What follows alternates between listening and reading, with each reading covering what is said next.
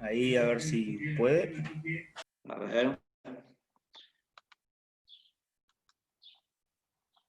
¿Ahí lo ves? ¿Lo ves vos, Sí, Roberto? sí, ¿Se ve? se Listo. ve bien. Perfecto. Listo. Bueno, bárbaro. Bueno, buenas tardes nuevamente a todos y a todas. ¿Cómo les va? Tuvimos con el Día del Estudiante el lunes pasado, no tuvimos clases, así que les voy a dar algunas noticias, ¿no? Previas. A partir de hace media hora, ya hablé con Agustín Velasco y Santiago Martín, y se habilitaron todos los temas, algunos temitas que faltaban habilitar, porque pretendíamos que se dieran sincrónicamente con las clases de Zoom. Pero para no perjudicarlos a ustedes, a partir de ahora ustedes van a ver todos los temas completos, cosas que tengan para mayor disponibilidad, más allá de las clases que dimos los profesores y las que están grabadas, ¿saben? Así que esa es la primera cuestión. Ya está todo disponible. La segunda cuestión, yo les hice hacer un trabajito práctico que acabo de chequear recién en el aula virtual, y de 99 solamente los presentaron 21. Yo ya lo prorrogué porque ya había vencido hace una semana, y la última fecha de vencimiento es el 1 de octubre. Les pido por favor que lo hagan el trabajo. Es un trabajo sencillo, de un fallo, de comentar las palabras claves, de qué se trata, qué trató la mayoría, la minoría, porque eso, según para el titular, es condición sine qua non para poder rendir el parcial la semana que viene. Así que yo lo que le hice es este trabajo, un fallo cortito, no son ni 10 preguntas, ni tienen que leer 20 libros, sino simplemente un comentario y leer el fallo, que aparte puede llegar a entrar en alguna de las preguntas. Es decir, que los y las invito a que lo hagan. Bueno, acá me pregunta Solar, ¿cuándo lo voy a corregir? Bueno, tengo 20 de 90, así que lo importante es que ustedes lo funden, que tengan la opinión. Nadie lo va a desaprobar el trabajo práctico, pero sí va a servir como nota de concepto, teniendo en cuenta este tipo de modalidad, sí, el de federalismo, las borillas que doy yo. Alguien me preguntaba cuáles son las palabras clave. Bueno, eso le van a preguntar cuando ustedes estén en cualquier fallo, en cualquier trabajo práctico, en cualquier artículo. Las palabras clave son 4 o 5 palabras que a ustedes les permite identificar, o cualquiera que lo lea sepa de qué se trata ese fallo. Si alguien tenía que contar, bueno, ¿qué habla? De federalismo, ¿de qué otra cosa más? ¿De qué otra cosa más? ¿De qué otra cosa más? Las palabras que permiten identificarlo. Y luego decir qué se resolvió, cuál fue el planteo, qué se decidió, y es leer nada más la sentencia de la Corte, ¿no? Y no es muy larga tampoco, ni muy complicada. Reitero, entonces, traten de terminarlos todos, porque a mí me está preguntando el doctor Jiménez y me está pidiendo que mande las notas, por eso yo les volví a prorrogar. Así que para el 1 de octubre avisen a sus compañeros que hay 45, faltan otros 45. Yo igual voy a mandar un mensaje ahora, cuando termine la clase, para darles esta posibilidad de que tengan una nota más. Llamemos de concepto, pero bueno, si están entre la duda entre desaprobar y aprobar, esa nota les va a servir para aprobar. Y aparte el titular lo ha puesto como requisito, y nosotros en la comisión solamente le estamos pidiendo un solo trabajo, que es el que hice yo. Ni Santiago Martín, ni Agustín Velasco, teniendo en cuenta el poco tiempo de cursada y más el trabajo práctico que le hizo hacer el doctor Jiménez a todas las comisiones, no los quisimos recargar con un trabajo.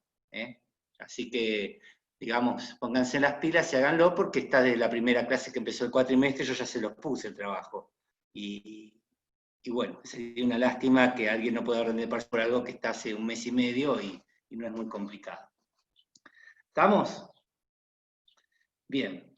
Bueno, vamos a continuar entonces con la clase de federalismo. A ver si hay alguna pregunta más. Después no lo voy a andar mirando. Hay que citar, solamente nombrarlas las palabras. Axel Román, que me pregunta. Profe, Sí. disculpe, yo cuando nombré Sí. Yo cuando nombré las palabras clave también las definí. ¿Está bien o solamente había que nombrarlas? No solamente había que nombrarla, bueno, tendrás más Ah, concepto, mejor nota. bueno, yo para sacarme las dudas. No, lo que abunda no daña, digamos, en los exámenes, pero en los trabajos prácticos lo mismo, así que, pero son las palabras claves y decir qué dijo la mayoría y la minoría, así que sería una lástima que después no lo presenten. Obviamente no corten ni peguen con todos los 20 porque evidentemente también me voy a dar cuenta si está todo exactamente igual. Pero eso te va a servir también para el examen, así que es una lástima que pierdan esta oportunidad de hacer un solo trabajo práctico. Bien, bueno, vamos a continuar con la clase que teníamos de federalismo. Recuerdan que la primera un poco hablamos de que el doctor no se había podido comunicar con la primera clase, expliqué un poco lo que era la teoría constitucional, ya vieron un poco de poder constituyente, de supremacía constitucional y de control de constitucionalidad. A eso le agregábamos la bolilla de federalismo, que son las que yo les doy. Voy a continuar donde dejamos la última clase, y de todas maneras ustedes saben que dentro de las clases hay la bibliografía, ya saben que es el libro de Jiménez, que ya está colgado, está indicado cuáles son las clases, y particularmente yo les subí un articulito al aula virtual, también la tienen desde la primera clase, de intervención federal, así que si alguien quiere completar, es una bibliografía que son 5 o 6 carillas nada más, que completan algunas cuestiones de intervención federal. Antes de que, cuando termine de ya dar el PowerPoint, que lo voy a dar bastante rápido, porque ustedes ya lo tienen disponible y está grabado en 20-30 minutos, es decir, vamos a repasar las cuestiones principales, les voy a destacar lo que sea principal o que tiene que prestar especial importancia. Otro aviso, el próximo lunes, Rodrigo, va a dar la clase el doctor Agustín Velasco, la última clase. De todas maneras, lo que él va a dar la última clase, pero ya le subió todo completo, ahora como les avisé. Así que, y el miércoles tienen la clase con el doctor Santiago Martín, con lo cual ya estaríamos completos con todo el material que tienen. ¿Estamos? De todas maneras, si hay alguna pregunta, mándelo al chat. Obviamente no me lo manden el sábado, el domingo o el martes a la noche, porque va a ser bastante complicado que un día antes del parcial podamos contestarlas. E incluso hagan las preguntas generales, no a un profesor en particular, porque algunos de nosotros, nos ha pasado en la primera parte, no tenemos el tiempo, no estamos desconectados, justo en ese momento no lo abrimos y queda sin contestar. Así que las preguntas que háganlas en general a los profesores, no a mí en particular, a Santiago Martín, porque así podemos verlo nosotros, cualquiera de los tres, y el doctor Jiménez, y llegar a contestarlo. Incluso porque también esa pregunta o esa duda que tengan les puede servir para el resto de las compañeras y compañeros. Bueno, creo que ya están todas las cuestiones preliminares. Continuemos con lo que teníamos pendiente.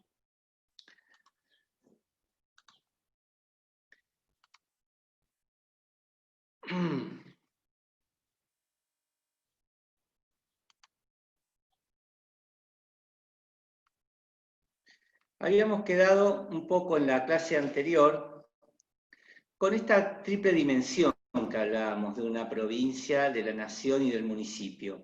En esta una forma, ¿no?, de torta que nos implica ver que esta complejidad, yo siempre doy el mismo ejemplo, ¿no? Si estuviéramos en una de nuestras queridas facultades, en una clase presencial, diríamos que estamos parados en la Universidad Nacional de Mar del Plata, en el piso que nos haya tocado, y evidentemente la cuestión del lugar sería competencia federal. Si bajamos y alguno de ustedes cuando se reciba enfrente le tiren su familia y amigos y amigas harina, le corten el pelo, huevos, todas esas cuestiones que son muy divertidas para hacer, diríamos que si pasa alguna de estas cuestiones, sería la justicia provincial.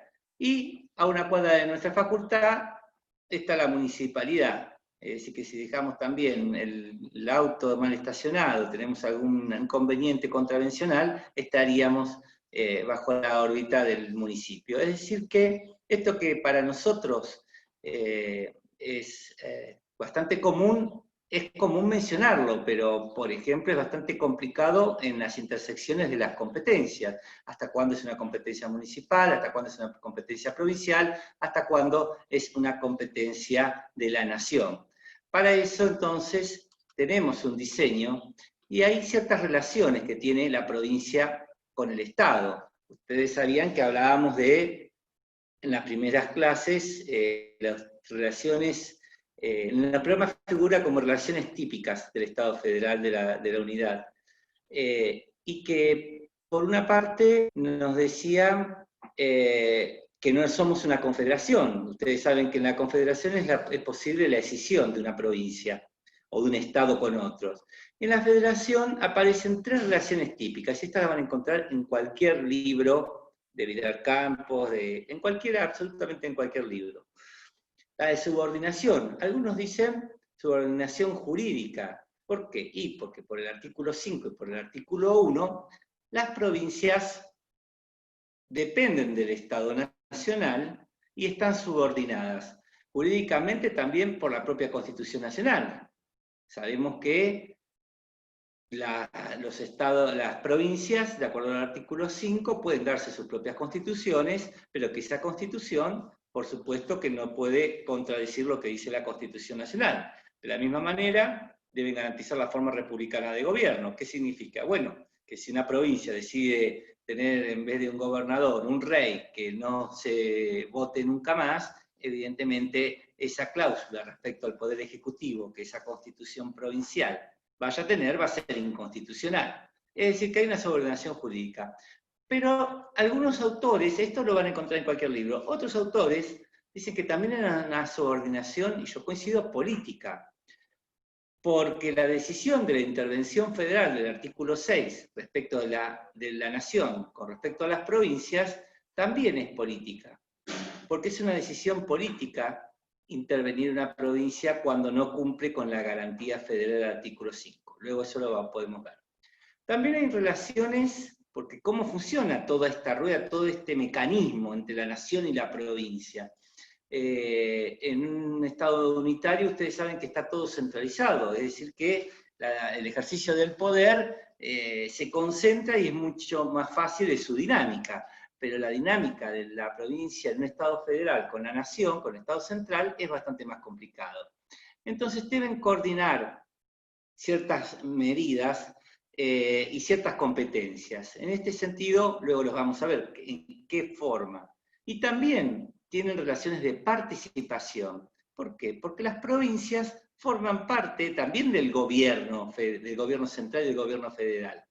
El ejemplo más claro que tenemos es, por ejemplo, la Cámara de Senadores. Hay un cogobierno, es decir, las provincias están representadas a través de la Cámara de Senadores, que son la voz, precisamente, dentro del Parlamento del interés provincial. Mientras la Cámara de Diputados, como lo vamos a ver para el segundo parcial, va a representar al pueblo, es decir, no va a estar dividido como los senadores.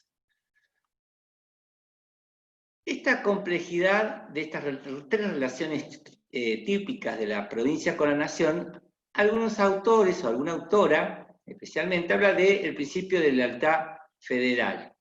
Esta lealtad federal es, básicamente, está también en el libro de Jiménez, Castorina de Tarquini lo sostiene, dice, bueno, a partir de estas 3 relaciones de una suerte de cogobierno, de delimitar las competencias, y de supremacía del Estado Nacional sobre las provincias, que impide escindirse de ellas, del Estado Nacional, hay un federalismo que también debe tener una lealtad federal, entendida como el principio que ustedes habrán visto en Civil 1, de la buena fe, en el cual el Estado Nacional no debería hacer nada adrede para perjudicar a las provincias, y viceversa, las provincias no podrían hacer algo que implique alguna responsabilidad respecto al Estado Nacional. Al Estado Nacional. El otro federalismo, como podrán observar, es el de concertación. Este casi nace en la reforma del 94, pero era sostenido, por ejemplo, por un gran constitucionalista cordobés, Pedro Frías, uno de los casi maestros del derecho constitucional y el maestro en federalismo, ¿no? Claramente situado en una provincia, la docta, ¿no? Y él hablaba, bueno, acá no solamente alcanza con la buena fe, con estos tres principios, sino que tiene que haber un federalismo de concertación, un federalismo de acuerdos entre las provincias y la nación. Y esto nos serviría, por ejemplo, para ver, con algunas tensiones, ¿no? Pero cómo las provincias pueden asumir determinadas competencias en conjunto, por ejemplo, con la nación, por ejemplo, las leyes de base, de educación, en la cual las provincias, hay una ley nacional que da unos presupuestos mínimos, pero que hace que las provincias puedan mejorarlo, de acuerdo a los colores o características de cada una de ellas. Digamos que es un federalismo de acuerdo, de concertación, de arreglo, porque si no, si estamos peleados la nación con las provincias, es una suerte de suma cero. Uno gana y el otro pierde. Y entonces así es muy difícil que nuestro federalismo funcione. Lo estamos viendo incluso en la actualidad, ¿no? A partir, lamentablemente, de la pandemia que estamos pasando, como, por ejemplo, algunas provincias empiezan a tensionarse con relación a las decisiones del gobierno nacional. ¿Hasta cuándo qué fase? ¿Hasta cuándo cuál otra? ¿Qué se puede abrir? ¿Qué no se puede abrir? Si bien en un principio de la pandemia parecía que había una suerte de federalismo de concertación entre Ciudad Autónoma de Buenos Aires, provincia de Buenos Aires, el resto de las provincias con la nación, y se articulaban y todos estaban de acuerdo, vemos cómo esa tensión en 6 meses empieza a ser más profunda. Es decir, empieza a haber tensiones entre lo que cada provincia e incluso cada municipio quiere con relación a un tema común como es el de la pandemia. Esto nos muestra que es dificultoso, que tiene sus dificultades el funcionamiento del Estado federal. En algunas veces, y sobre todo en un marcado centralismo. Hay un sexto principio que no lo van a encontrar en ningún libro de derecho constitucional, digamos, local, que es un principio que yo he sacado, por supuesto no tienen por qué repetirlo, ni siquiera en las preguntas, que es el de homogeneidad. Este viene del Tribunal Constitucional Alemán. Ustedes saben que Alemania es un país federal también, y que ha tendido o tiene como objetivo una determinada igualdad que debe haber en las provincias. Digamos que por el artículo 5 las provincias pueden dictar sus propias constituciones, pueden manejar ciertas cuestiones de acuerdo a su regionalismo, a ese color. No es lo mismo una provincia del norte que una provincia del sur de nuestro país. Absolutamente diferente. Es por eso que también decíamos que la forma federal de gobierno obedece en su gran medida a territorios extensos. Decíamos hace un tiempo que pensemos que en 1853, 1860 tenían que avisar que murió el gobernador. Evidentemente no llegaba ni un email, ni un WhatsApp, tenía que ir un fulano, una fulana con la carreta, a caballo, y avisar que en Tucumán o en Salta había pasado ese suceso. Por eso aparece la forma federal, porque es imposible concentrar el poder en territorios tan extensos. Ese es uno de los motivos históricos, ¿no? Y el sistema alemán hablaba de homogeneidad, diciendo, bueno, esto no significa igualdad, que a cada provincia se la trate de la misma forma, porque cada provincia, decía yo, tiene sus propios colores. El Tribunal Constitucional Alemán ha dicho, tiene que haber una cierta homogeneidad. ¿Qué significa? Bueno, que todos tengan una base mínima de derechos y garantías, que cada una de las provincias pueda tener el mismo desarrollo, las mismas posibilidades de desarrollo, pero que no sean iguales, porque reitero, hay ciertas, por ejemplo, nosotros, aunque sea una cuestión educativa y que la universidad es nacional, está claro que es más importante para que un chico en la secundaria sepa turismo, o en la primaria sepa turismo, o desarrollo costero, y no enseñarlo en Mendoza, que evidentemente hay montañas y este desarrollo educativo no tendría demasiado que ver con el desarrollo local. Es decir, que hay que amalgamar lo local con lo nacional. Y estos 6 principios, reitero, son 3 clásicos, más el de lealtad federal y concertación, que están en los libros modernos, más este sexto, que no tienen por qué sumarlo, pero Yo creo que es una respuesta para que, para tratar de que esta rueda circule, de que se articulen las competencias. Decíamos competencias y aquí vemos gráficamente cómo se complica, ¿no? ¿Qué es competencia de una provincia? ¿Qué es competencia de la nación? Es imposible no venir hasta la pandemia, ¿no? En donde hay provincias que, como San Luis, que ponían o siguen poniendo barricadas, es decir, la libre circulación de una provincia entre la otra. Es decir, que creo que luego de esto vamos a ver que hay reacciones de federalismo que produce tensión, porque las soluciones nunca son ni blancas ni negras. Si hay cuestiones objetivas, por lo general lo que está marcado en nuestro país es de un marcado, primero, hiperpresidencialismo. Es decir, como decían mis abuelos, Dios está en todos lados, pero atiende en Buenos Aires. Hoy con las nuevas tecnologías no es tanto, pero para hacer un trámite, para que salgan los aviones, todo es desde la capital federal. Siguiendo al profesor Gentile, también de Córdoba, vamos a ver, este es a título de ejemplo, está en los libros, cuáles son las competencias exclusivas de las provincias. Ustedes saben que nuestras provincias tienen, dentro del diseño constitucional, lo habíamos visto en las primeras clases, es muy profunda. ¿Qué quiero decir? Que el principio general es que todo es competencia provincial, salvo la que expresamente hayan delegado al Estado Nacional. Es decir, si nosotros miramos a nuestro texto constitucional y no fuéramos argentinos, fuéramos un estudiante o una estudiante de otro país, diría, bueno, desde el punto de vista normativo, miramos nuestra Constitución y decimos que es un país muy fuertemente federal. ¿Cuáles son entonces competencias que no puede hacer de ninguna manera el Estado Nacional? El derecho a un sistema institucional autónomo, el artículo 5 de la garantía federal. Los menciono, voy rápido porque están en cualquiera de los libros. Aquí yo los encontré más detallado para que ustedes los vean, pero también está el PowerPoint, la clase y este PowerPoint subido. El derecho a la integridad territorial, el derecho a celebrar tratados parciales, interprovinciales, aparece en la reforma del 94, ya lo vamos a mencionar. El derecho a celebrar convenios internacionales, también apareció en la reforma del 94. El derecho a requerir la intervención federal, es decir, no solamente el Congreso va a decidir intervenir, sino que, por ejemplo, si ve una sedición, si ve un ataque de una potencia extranjera en una provincia, esa provincia también puede pedir que sea intervenida. ¿Para qué? Para restaurar los derechos y la institucionalidad, sobre todo, de esa provincia. El derecho a estar representados en el Congreso, por el artículo 45, la Cámara de Diputados, y también la Cámara de Senadores. ¿Qué facultades tiene el Congreso de la Nación? Que no tienen las provincias, las enumeradas en el inciso 75, inciso 1 a 31. Las facultades que tiene el Poder Ejecutivo, es decir, está claro que las relaciones exteriores está a cargo del presidente de la Nación. Y esto no puede un gobernador representar al Estado Nacional, esto es por el absurdo, porque representa una provincia, no puede de ninguna manera. No puede asumir competencia de la Corte Suprema de Justicia de la Nación. En todo caso, puede diseñar competencia de las justicias provinciales, ¿a través de qué? De sus constituciones provinciales.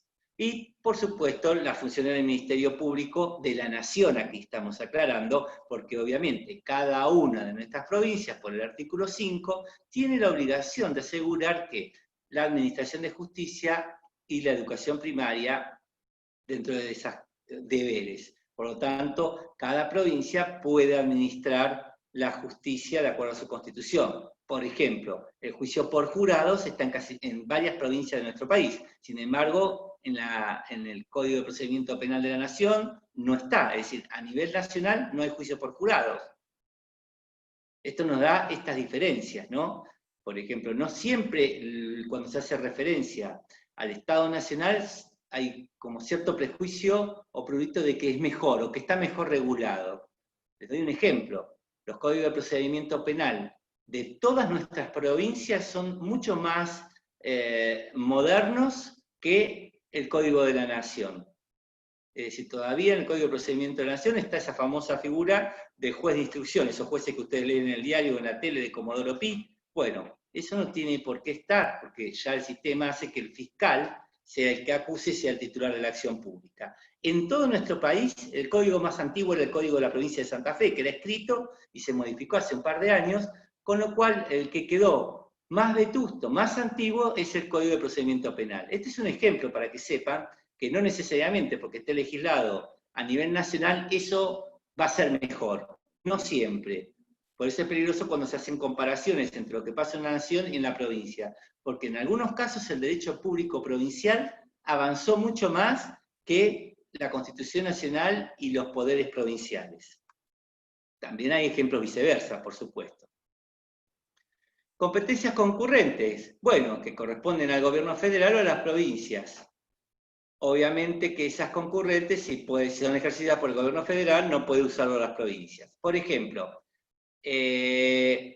pueden dictar competencias que correspondan a algunos de los artículos, por supuesto al 31, si no hubiera una competencia de supremacía constitucional, y luego también de cada una de las constituciones provinciales, supóngase que hubiera una provincia nueva, bueno, mientras no tenga una constitución provincial, podría tenerlo una constitución, utilizar la Constitución Nacional.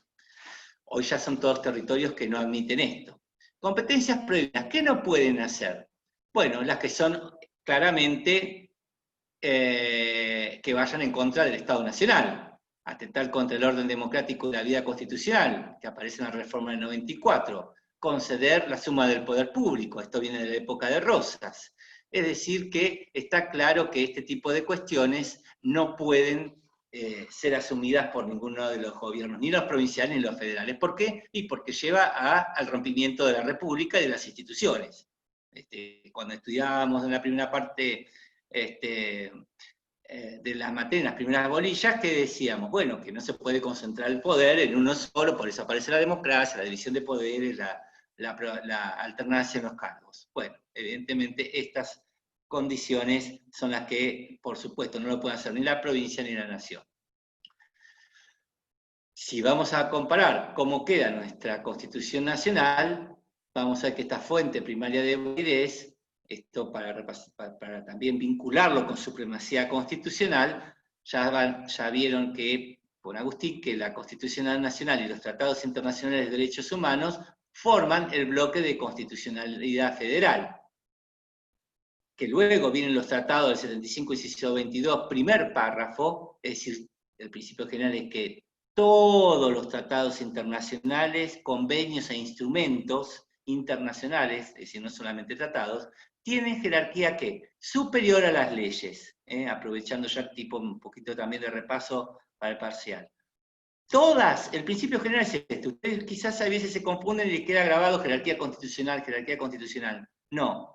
El principio general es este, a partir del Mejía contra Sofovich, el principio general es que todos los tratados tienen jerarquía superior a las leyes. Ahora, ¿qué pasa? Algunos tratados, ¿cuáles? Aquellos que sean de materia de derechos humanos, el Congreso, con una mayoría que les explica 75 y 122, segundo párrafo, les puede dar jerarquía constitucional.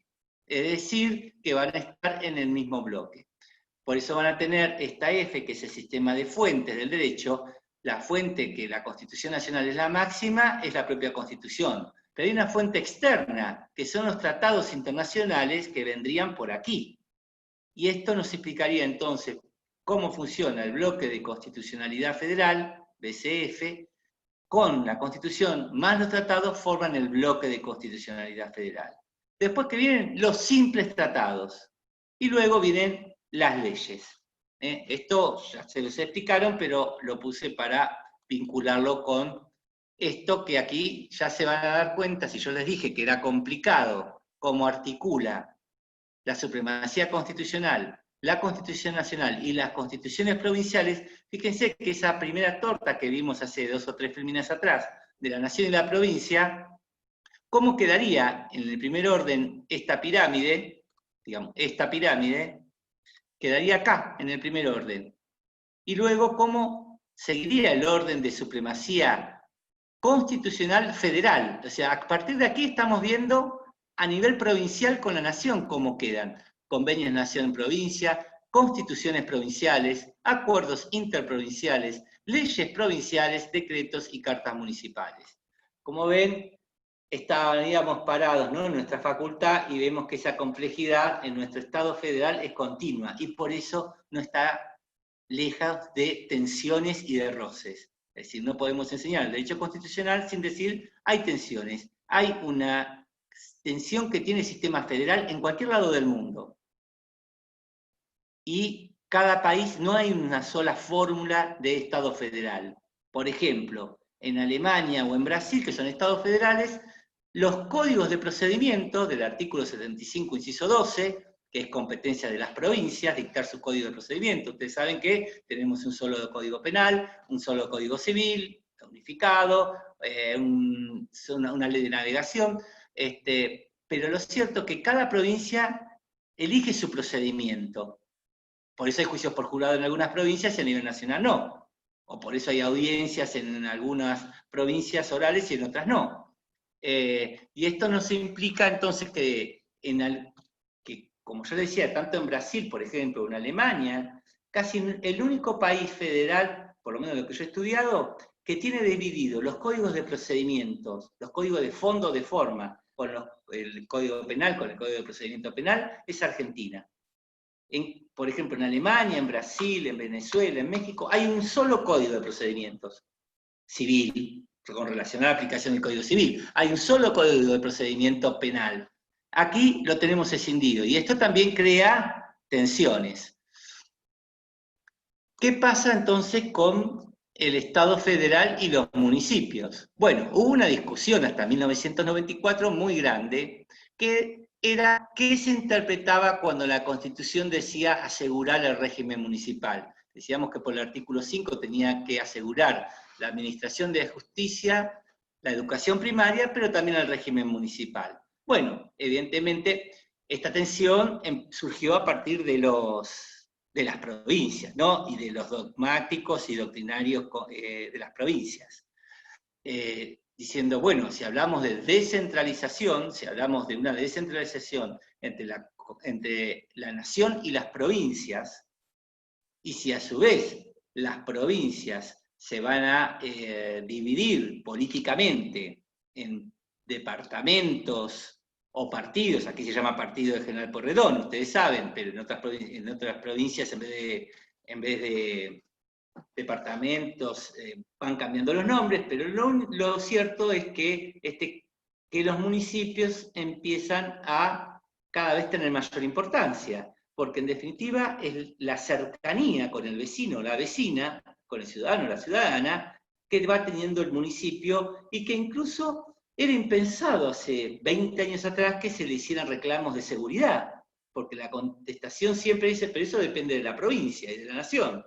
Pero lo cierto es que no solamente de derecho, sino que de hecho los municipios fueron, con el paso del tiempo, acumulando demandas de la sociedad y asumiendo competencias.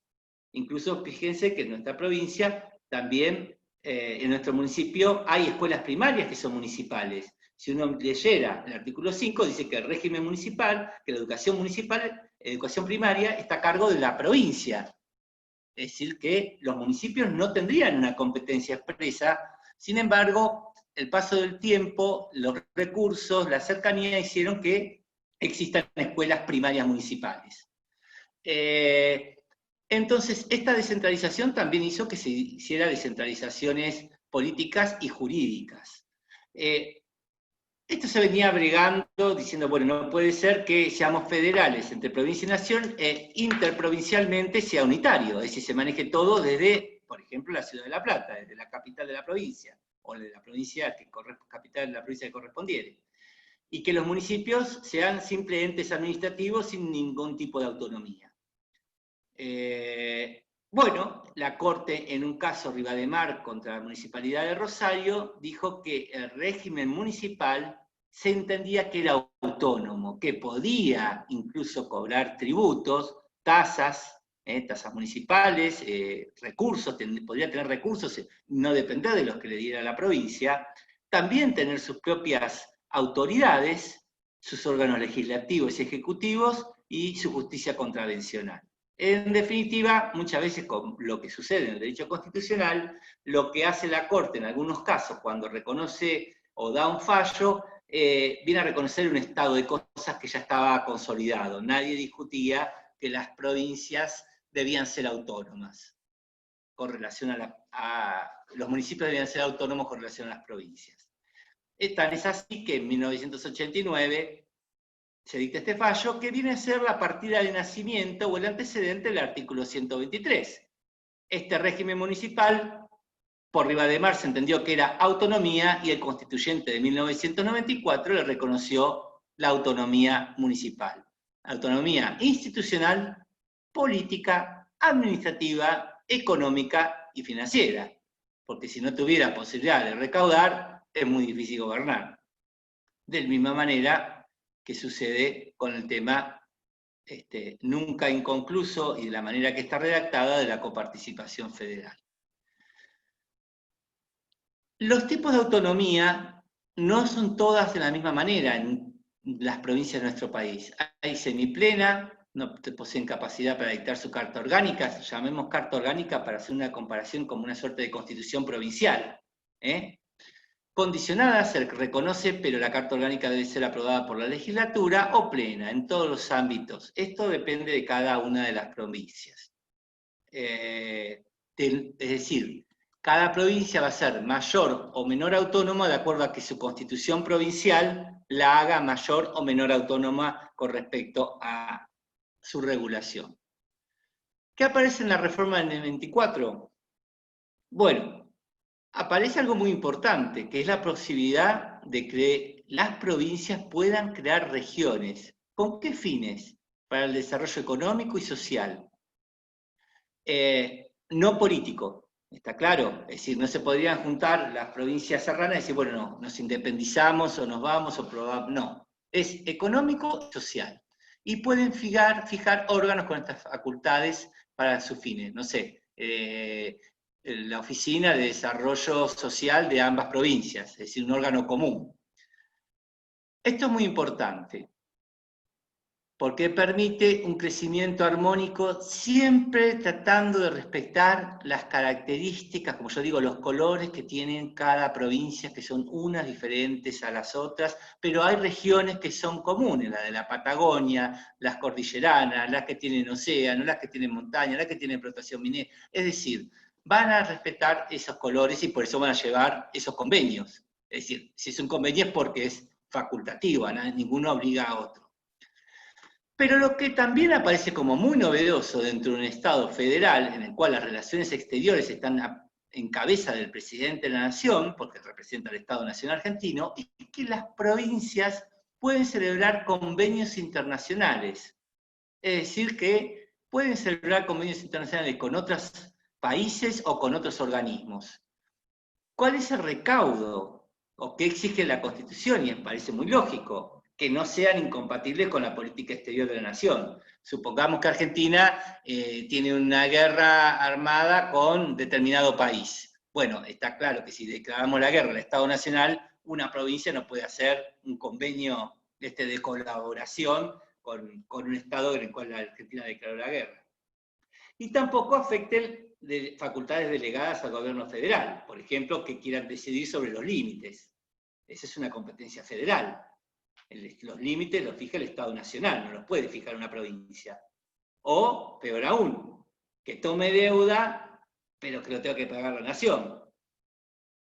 Es decir, va a tomar deuda, de hecho en los años pasados las provincias, más allá del endeudamiento del gobierno nacional, también han tomado crédito público que son bonos provinciales.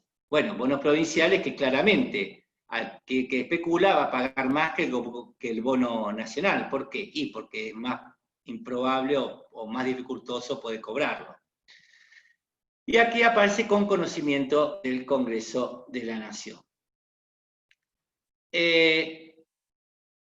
La pregunta que surge con esto es, esto con conocimiento del Congreso de la Nación, ¿qué significa? Bueno, algunos dicen, es avisarle al Congreso que celebré un convenio internacional o que creamos entre 2 o 3 provincias una región. Y otros doctrinarios dicen, no, lo que necesitan es su aprobación. Las dos posturas tienen algún punto de verdad. Si ustedes me preguntan, yo me enrolo en la primera. Es decir, si hablamos de un federalismo fortalecido, lo que dice es avisarles, mira, celebramos este contrato, este convenio, o creamos esta región a la nación. No necesitamos que la apruebe, porque no es un tratado internacional que debe ser aprobado por el Congreso de la Nación. Es un convenio entre una nación y entre un Estado extranjero o un organismo internacional y una provincia o una región que se crea. La mayoría del derecho público provincial, es decir, casi todos los constitucionalistas que vivimos en las provincias, decimos que hay solamente que avisarle al Congreso. Algunos porteños o dicen, bueno, no, lo que tiene es la aprobación. ¿Cuál es el punto? El punto es, ¿qué pasa si lo que firma esa provincia en realidad, vamos al absurdo que yo les di recién, está endeudando a la nación? O está firmando un tratado con una potencia extranjera que Argentina le ha declarado la guerra. Nosotros tenemos que tener un punto de control como nación, porque no se puede escindir las provincias. Y bueno, es un ejemplo que se le puede llegar a contestar, dice, bueno, en todo caso deberán ocultarlo, será el Poder Judicial, o será ese Estado que quiere firmar el convenio con esa provincia que deberá tomar los recaudos de que eso no sea ilegal. Ese sería un punto así por el absurdo, pero en general lo que hay es en conocimiento del Congreso de la Nación. ¿Qué puede surgir? Bueno, que se firme un convenio internacional o una región que sea inconstitucional porque está por fuera del marco del artículo 124. En todo caso, será el Poder Judicial el que deberá zanjar esa duda, ¿no? Aquí seguimos con el 125 y la posibilidad, esto voy muy rápido, la posibilidad de qué le corresponde al Congreso y cuál es la relación con cada una de las provincias. Y acá está el tema de la coparticipación federal. Una ley convenio, el tema del dinero entre lo que de la provincia a la nación a la provincia, siempre ha sido conflictivo, y de la manera que ha quedado redactado el artículo 75, inciso 2, parece casi de cumplimiento imposible. Es decir, pretender que haya un acuerdo entre todas las provincias con la nación para redistribuir los fondos, debería pasar que haya un único partido político gobernando la nación y las provincias, para que estén todos de acuerdo. Del año 94 hasta la fecha no se ha puesto en práctica este tipo de ley que supuestamente iba a servir para sacar las tensiones que venían desde 1853 casi hasta la fecha, que cada vez la nación tiene más fondos y cada vez las provincias tienen menos, y que hay una suerte de perversión, más allá del color político del gobierno de turno, en el cual siempre va a tener más ingresos la provincia que es del mismo color político que el gobierno central, y a su vez, al revés, va a ser castigada aquella que sea a una provincia díscolo. Esta no es un ensayo que le corresponda al solo gobierno, sino que por lo general lo han hecho todos los poderes ejecutivos desde 1994 a la fecha y de 1983 a la fecha. Hablo del 94 porque está la ley de coparticipación. Y jamás se han puesto de acuerdo en el Congreso todas las provincias con la nación para redistribuir estos fondos. Lo cierto es que esta coparticipación, de la manera que está, yo creo que no va, no, la práctica y un estudio empírico nos demuestra que no, que la ley de presupuesto es importante, pero que luego se ponen partidas para que maneje el jefe de gabinete, y que, bueno, o se tendrá que hacer una reforma constitucional o buscar un fundamento para que haya más justicia en la redistribución de los recursos, porque sin recursos es imposible hacer políticas públicas. Sería para largo, pero démoslo ahí que estamos apurados.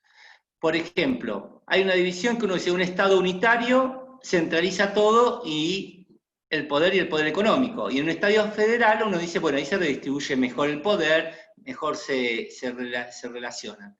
Fíjense que el Estado central, si uno mira un estudio comparativo, se queda casi con la mayoría de los recursos. Es decir, que el Estado central se queda con el 80% de los recursos y distribuye el 20%. Esto no es exactamente, va cambiando más o menos cada año, pero fíjense que un Estado unitario, o que tiene autonomías, como es España, que uno dice es unitario, entonces no distribuye a las autonomías, retiene menos del 20%, y el 80% lo distribuye a las autonomías, siendo un país no unitario, pero sí tiene autonomías, que es un unitario descentralizado, pero en su esencia es un país central. Es decir, no hay constituciones provinciales. Están en duda algunas, las de las primeras autonomías, de Andalucía, Barcelona y del País Vasco y de Cataluña, pero lo cierto es que no hay una independencia política como nuestro artículo 5. Sin embargo, nos demuestra que hay más recursos. En definitiva, ¿cuál es la crisis del federalismo argentino? Disciplina de los partidos políticos nacionales, periodos de anormalidad constitucional, deterioro económico de las provincias y su dependencia financiera del Tesoro Nacional. Te voto esta ley y te hago tal obra pública. Esta es una perversión que tiene el sistema. Creación y consolidación de regímenes de unificación y coparticipación impositiva, que de alguna vez sean las cuentas claras y que se realicen coparticipaciones de acuerdo a lo que cada uno necesite y a lo que cada uno aporte. Fíjense que recientemente en la pandemia Córdoba y Mendoza dice, bueno, vamos a emancipar. ¿Por qué? Y porque nosotros tenemos una recaudación propia que nos permitiría autofinanciarnos e independizarnos. Estas cosas que son un tanto exageradas, motivo del calor político y de la coyuntura, pero lo cierto es que pasa eso, que no hay solidaridad porque también hay abuso y que el gobierno central en muchos casos retiene muchísimo y lo da a cuentagotas. Los recursos. Crecimiento del Poder Policial Nacional y su incursión en el ámbito económico-social. Planificación económica, la necesidad de una acción nacional en tal sentido y el problema energético. Esto está en el libro también de Jiménez y en los artículos que yo le di. Como conclusiones, desde el punto de vista constitucional, nuestro artículo 121 es muy robusto el federalismo. ¿Por qué? Porque las competencias dice que las provincias reservan todo su poder salvo el que expresamente haya dado. Ahora, no podemos enseñar derecho constitucional sin tener un sentido crítico, para eso estamos en la facultad. Y tenemos que ser, sin que seamos especialistas en derecho ni abogados, saber que esta vigencia del federalismo sigue siendo una deuda pendiente. Es decir, vimos cómo se reparten las riquezas en los estados unitarios, que parecen que son más federales que los nuestros. Por eso algunos dicen, bueno, hay que hacer una otra categoría, que es país más o menos descentralizado. Hay un federalismo que es declamativo y que, como dice Gargarella, lo que hay que modificar es la sala de máquinas de la Constitución, el derecho constitucional del poder. Hay que repensar el poder ejecutivo, el legislativo, el judicial, y hay que repensar las fórmulas de coparticipación, y hay que darle cada vez mayores competencias a las provincias y a los municipios, pero, ojo, que esa mayor competencia que se le dé a los municipios, ya sea que le deleguen las provincias o la nación que le delega a las provincias, sea con recursos, porque si no es muy fácil. Voy a dar un último ejemplo que se me ocurre ahora. Cuando la provincia de Buenos Aires adhirió a la ley de desfederalización de los delitos de infracción a la ley 23.737 de tráfico de drogas, la provincia de Buenos Aires asumió competencia del narcotráfico, del menudeo, pero la nación nunca le dio los recursos, es decir, que la provincia tuvo que sacar de sus arcas para los sueldos de los fiscales de droga, de los jueces de garantía de droga, para la investigación de droga, que hizo la competencia federal.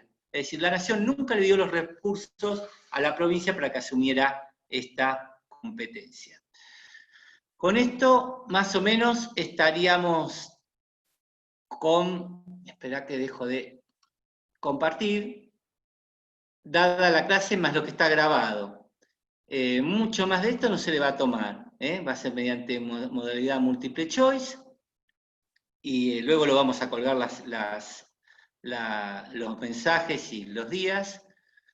Acá me pregunta Solange, ¿eso conviene? No, la duda es si son aprobados por la nación o con conocimiento. La mayoría sostenemos que es con conocimiento, porque de esta manera el federalismo es robusto.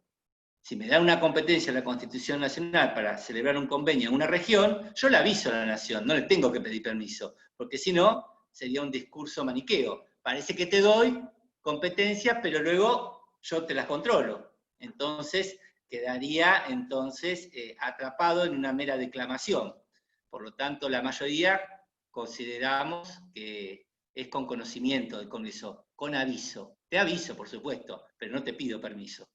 Oh, me salió con rima, mira, quedó grabado. Bien, ¿hay alguna duda? Están las clases.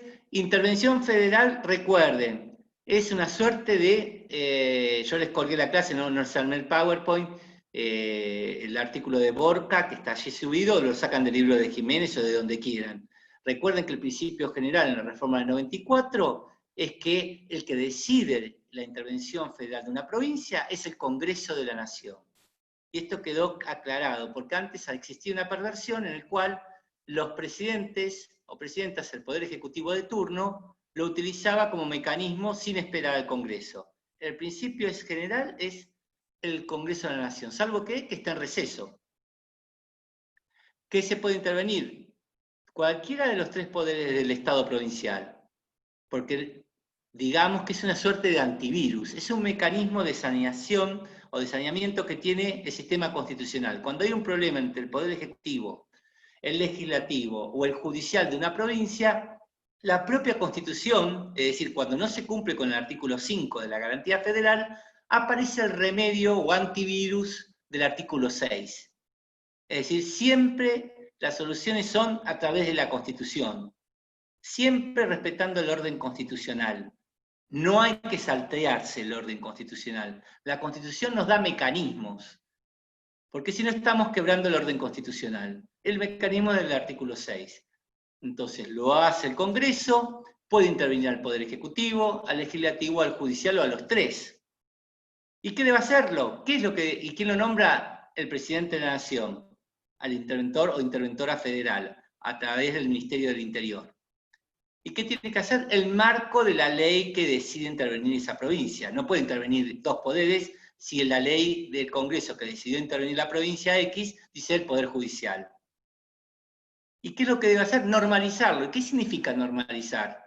Normalizar significa volver a poner las autoridades de acuerdo a la Constitución Nacional, no, de acuerdo al mecanismo que tenga la Constitución provincial de la provincia intervenida.